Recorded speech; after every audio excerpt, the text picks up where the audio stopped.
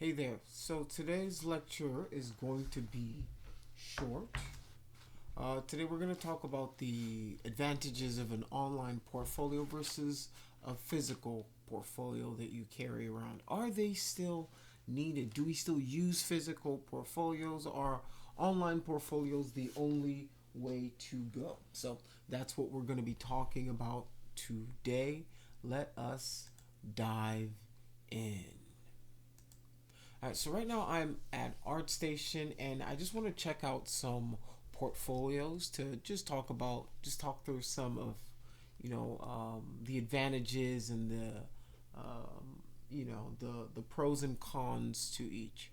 All right, the advantages to having online portfolios like this right now is that, as you can see, they're on 24/7. If no matter where you are in the world, you can access it. So if you can, it allows people to work remotely a little better. So people who have online portfolios have the advantage of being able to update it and maintain it all the time very easily. Like, you don't have to go to the print shop. I know you guys probably aren't in the age where you know too much about physical portfolios, but it was a thing, right? Like, part of graduating when I did out of the media arts and animation program was we had to have our displays and stuff ready. So if you were a graphic designer, you had to have your business cards ready, you have to have your leave behinds, your resume printed, samples of your work printed, because people were coming to your portfolio. And if you go to places like industry giants, right, you're going to want to keep a sketchbook, right? That's, if you're a 2D person, that's your portfolio, right? So you got to keep that in mind, is that you always want to keep a portfolio of your work, because people are going to see it all the time. So if you're using online only, you can have it on your tablet. You can show people your work if you've scanned in your sketches, just because a lot of 2D people feel like hand sketches and digital sketches feel very different, and then you can learn different things from. The principles are the same, but the feel and the results kind of vary. So it's ideal for digital first industries like 3D animation and design. It can also include video, motion, and interactive elements. So there's like graphic design, there's motion graphics people, there's VFX people who have demo reels, and that's why it benefits them to have their stuff online as well. All right, so there's a bunch of platforms that you can put your portfolio on at this point. You can use Wix, you can use Squarespace, WordPress, Behance, ArtStation. Adobe Portfolio has their own thing now. LinkedIn is where you'll put your digital resumes at, and then get your, what I like to do as well is I like to set up my email to have like my information, so that like if I'm sending out this kind of email, it populates it with my resume, my cover letter, and samples of my work. So I can just boom boom type my little, hey, how's it going? This is me. I've attached my cover letter, my resume, and my portfolio to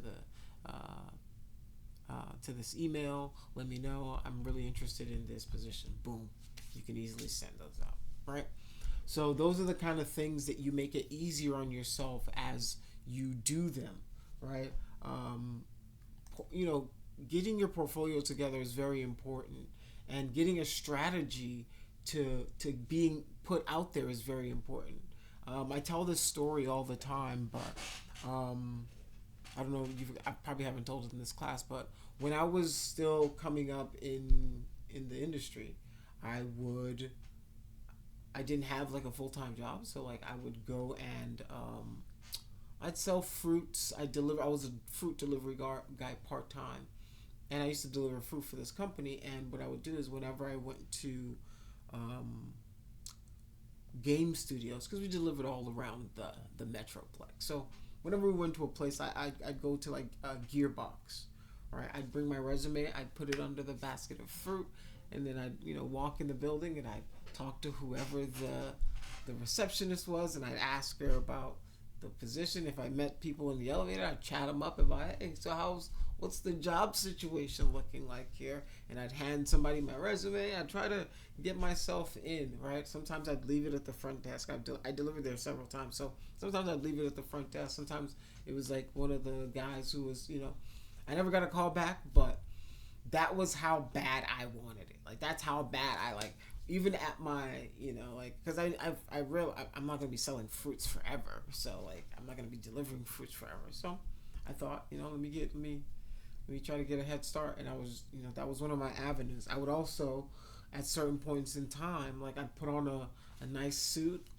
print out a bunch of my samples, and then I'd go to local businesses and see if they needed 3D work that needed to be done. I'd say, hey, you need a commercial done, you need a logo, you need a 3D render, anything that I can do to drum up business, I was willing to do at the time. So it's important for you guys to get out there. It's important for you guys to start understanding the difference between these online versus physical, because like back then I would actually bring papers of, like, I'd bring documents of work that I've done, right? Like, I'd print them out at the Office Depot where I also worked at the time, and then I would, I'd use those, I'd bind them, and I'd bring them in a briefcase, and I'd show them, and I'd hand them out, and it was important for me to have those things because it helped me get my foot in the door. It helped me feel more professional, look more professional, and I have proof that this is some of the stuff that I'm able to deliver.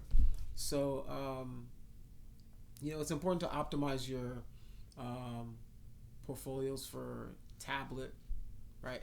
Definitely do that. Nowadays, you want your phone and tablets is what people are going to be looking at it. Right? They're going to be looking at it on something this big. So you want them to know that, all right, I can scroll and I can look at your work, zoom in, zoom out without a lot of technical issues. All right. Navigation should be easy. Your contact information should be nice and bold, and where they can find it to contact you. If it's a form to fill out, make sure the form is easy to fill out. Keep the file sizes manageable for fast loading. So don't make your compress your images, right? Like that's another little thing. Like, compress your images properly so that when you're uploading your PDFs, they're not hanging up. It's not taking 3 years to load up a freaking resume or a freaking show reel, right? If it's a demo reel, it should be easy enough to fit on a flash drive, easy enough to put on YouTube so you can quickly play it and say, hey, here's my demo reel, right? And I pulled up some demo reels of some ones that I thought were pretty cool. This guy's is pretty chill. So like things like this, it's easy to pull this up. It's easy to show this and go, all right, this is my demo reel. People can see what you can do if you're a video person. It's a good reel. So obviously this person, he's got, focuses on fighting animation, right? They're an animator, obviously. They're not a 3D artist, right? So you can see that that's their thing, and they specialize in this kind of action-packed animation. That's what this reel is showing me, right? This person here, you can tell, right? This is her Michelle Chang. This is her information, simple. She focuses on this kind of lifelike, very simple, bouncy, and almost borderline anime style animation. So this is her focus, right? And these are super. She really got this really cool art style.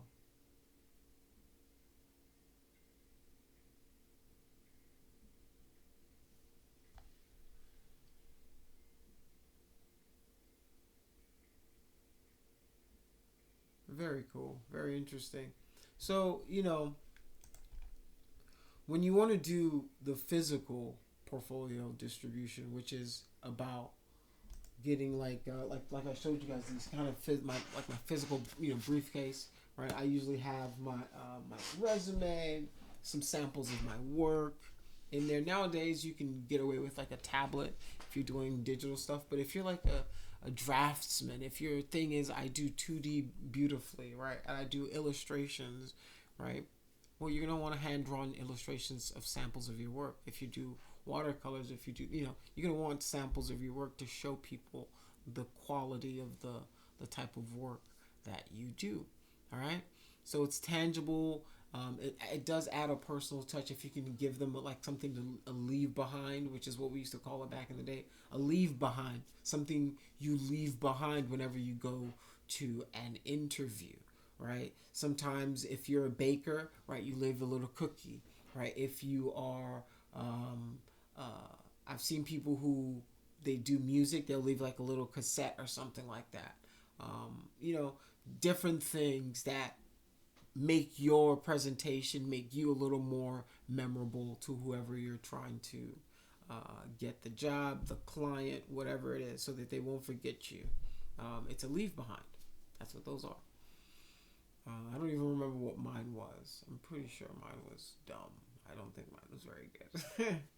But yes, I did have some sort of leave behind at my portfolio. So, yeah.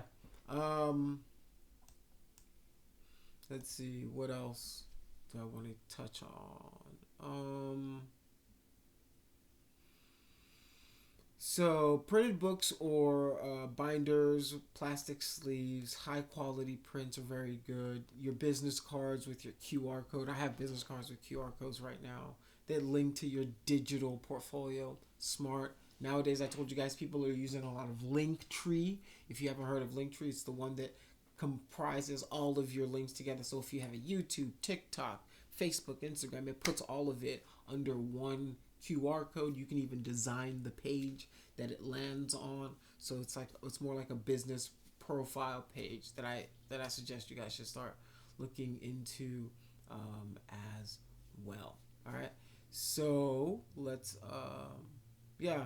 And it's portable. You can put a lot of stuff on, like I said, flash drives, a hard drive or something. You can pop it on, slap it into the desktop or wherever they've got their laptop, show them the work.